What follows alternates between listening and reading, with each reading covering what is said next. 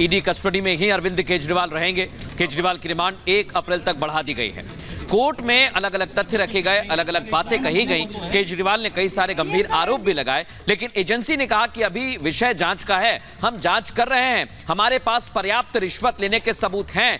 Money trial को लेकर जब सवाल पूछा गया तब भी कोर्ट ने कहा और कोर्ट में कहा गया और ईडी ने यह बताया कि हमारे पास पर्याप्त सबूत हैं। इसके बाद 7 दिन की रिमांड मांगी गई, जिस पर कोर्ट ने फैसला सुरक्षित रखा और अब 4 दिन की रिमांड दे दी गई है। अरविंद केजरीवाल 1 अप्रैल तक ईडी की कस्टडी में रहेंगे। बड़ी खबर आपको बता रहे हैं। देखिए, ईडी ने यह भी कहा कि केजरीवाल का सामना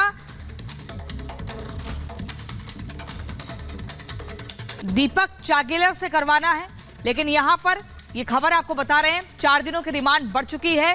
केजरीवाल की पत्नी सुनीता का बयान भी सामने आया, लेकिन पहले गायत्री के पास चलते हैं। गायत्री हमारी सहयोगी लगातार बनी हुई है। गायत्री, ईडी की तरफ से कोर्ट में यह भी कहा गया कि दीपक चागेला जो कि गोवा में आम आदमी पार्टी के नेता हैं, उनसे भी अभी आमना सामना केजरीवाल का करवाना है। इसके अलावा इलेक्ट्रॉनिक डिवाइसेस का भी हवाला दिया गया, जिसके चलते रिमांड बढ़ाई गई।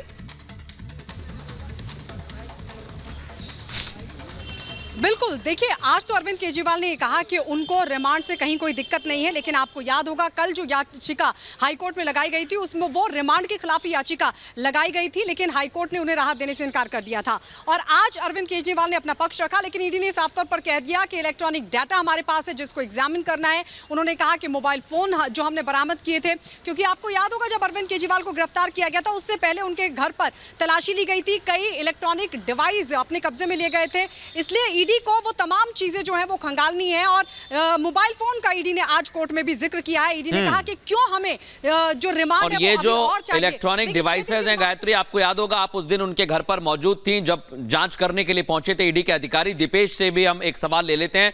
दीपेश, बहुत बड़ी बात है क्योंकि ईडी बार बार कह रही है कि हमारे पास पर्याप्त सबूत हैं और मौका मिलना चाहिए। 4 दिन, ये बड़े महत्वपूर्ण 4 दिन रहने वाले हैं क्योंकि कई सारे आज खुलासों की बात भी कही गई थी। बिल्कुल, देखिए मृदुल, सबसे बड़ी बात कि उस मोबाइल का क्या जिसका पासवर्ड लगातार अरविंद केजरीवाल नहीं बता रखे गए।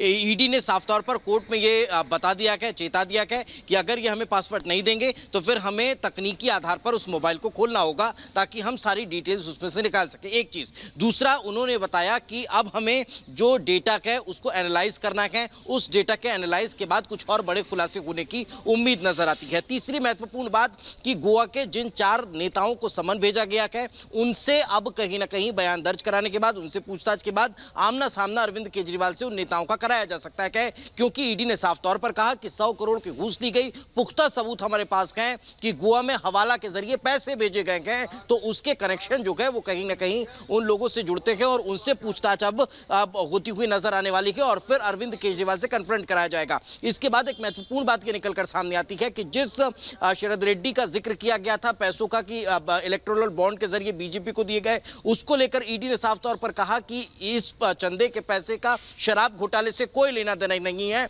यहां तक कि ईडी ने इस शब्द का इस्तेमाल किया कि अरविंद केजरीवाल कंफ्यूज करने की कोशिश कर रहे हैं और प्रोसीडिंग को उनके द्वारा कंफ्यूज किया जा रहा है। तो ये तमाम चीजें जो है वो आज कोर्ट में सुनने को मिली है। इतना ही नहीं, कोर्ट ने स्पष्ट तौर पर कहा कि अरविंद केजरीवाल को एक मुख्यमंत्री की हैसियत से नहीं बल्कि उनके खिलाफ पुख्ता सबूत थे और उसी आधार पर गिरफ्तार किया गया। इतना ही नहीं, जब ईडी ने इस पूरे मसले को लेकर सुनवाई एक बार फिर शुरू की, उन्हें पेश किया, उस दौरान कहा कि हमें अरविंद केजरीवाल की तरफ से सहयोग नहीं मिल रहा है। 6 दिनों की पूछताछ के दौरान जितने भी सवाल उनसे पूछे गए उन सवालों का सीधा सीधा जवाब अरविंद केजरीवाल नहीं दे रहे थे और यही कारण है कि इसी ग्राउंड पर उनकी कस्टडी की मांग की गई। 7 दिन की कस्टडी की मांग की गई थी और अब कोर्ट ने 4 दिन की ईडी कस्टडी में अरविंद केजरीवाल को भेज दिया। उमेश से कहूंगा जरा तस्वीरें दिखा दीजिए। यही वो प्रवर्तन निदेशालय का दफ्तर है, हेडक्वार्टर है, जिसमें अरविंद केजरीवाल अब से कुछ देर बाद पहुंचने वाले हैं और 1 अप्रैल तक एक बार फिर यहीं पर वे रहेंगे और उनसे ठीक है दीपेश, बहुत ही महत्वपूर्ण जानकारी आप दे रहे हैं, लेकिन जल्दी से हमें गायत्री के पास भी जाना होगा। उनके पास हमारे वरिष्ठ सहयोगी अखिलेश जी भी इस वक्त मौजूद हैं। गायत्री, अखिलेश जी से पूछिए, कोर्ट में शरद रेड्डी का भी नाम लिया गया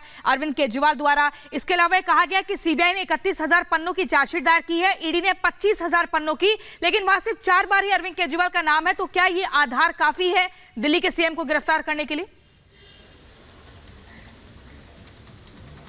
बिल्कुल, देखिए प्रियंका, जो सबसे सटीक और सबसे पहले जो अपडेट रिपब्लिक भारत दे रहा था, अखिलेश हमारे जो सहयोगी है वो कोर्ट रूम में लगातार बने हुए थे। अखिलेश, सबसे पहले तो ये बताइए, आज पूरी जो प्रोसीडिंग रही उसमें ईडी की दलील, अरविंद केजरीवाल का अपना पक्ष और अब 4 दिन की जो कस्टडी ईडी को मिली है, कितनी महत्वपूर्ण रहने वाली है और क्या कुछ रहा? देखिए, ईडी ने 7 दिन की कस्टडी मांगी थी।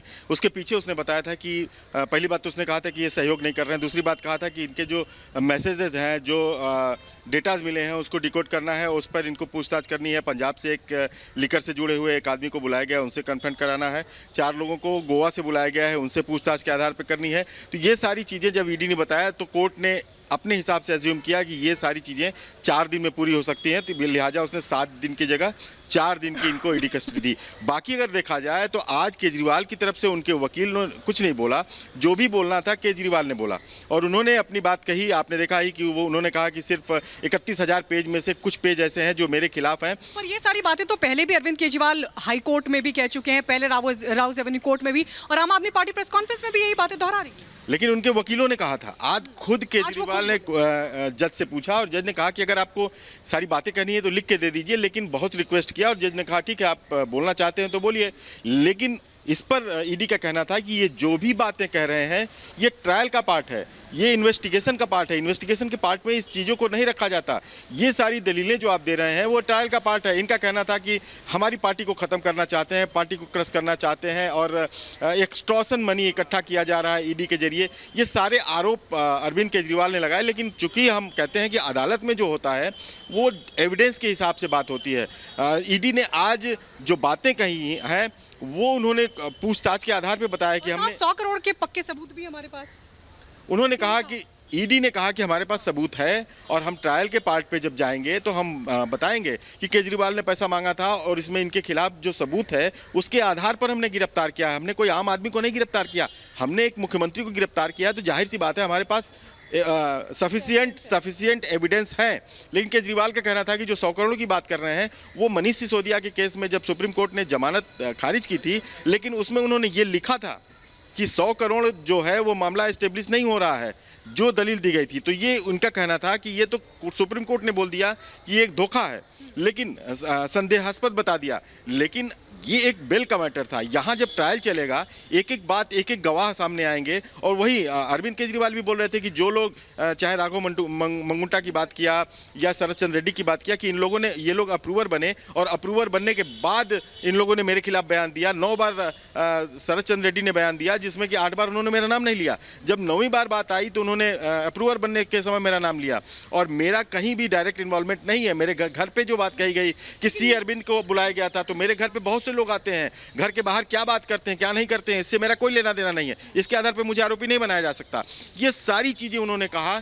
लेकिन कोर्ट ने माना कि अभी जांच की जरूरत है, क्योंकि अभी भी ये स्टेज होती है, अरेस्टिंग की स्टेज होती है, वो जांच की स्टेज होती है और 60 दिन बाद चार्जशीट फाइल करनी होती है। 60 दिन बाद जब ईडी चार्जशीट फाइल करेगी उसमें वो बताएगी कि इनके खिलाफ क्या क्या सबूत मिले, पूछताछ में क्या मिले, कस्टोडियल इंटरोगेशन में क्या मिले, दूसरे गवाहों से क्या मिले, अप्रूवर से क्या मिले, उसके आधार पर इन पर कौन कौन से धाराएं लगती हैं, ये किस किस मामले में आरोपी हैं, ये मुख्य आरोपी हैं या सह आरोपी हैं। ये सारी चीजें ईडी तब बताएगी, चार्जशीट में बताएगी, जिसके बाद ट्रायल शुरू होगा। और ये जो बात कह रहे हैं वो उस समय अपनी बातों को रखें और अपने, तब ये निकल कर आएगा कि आखिरकार ये बिल्कुल। और गायत्री, एक के बाद एक तमाम अपडेट्स जो हैं वो अखिलेश ने हमें दिए और अब बताया कि अंदर क्या कुछ हुआ था।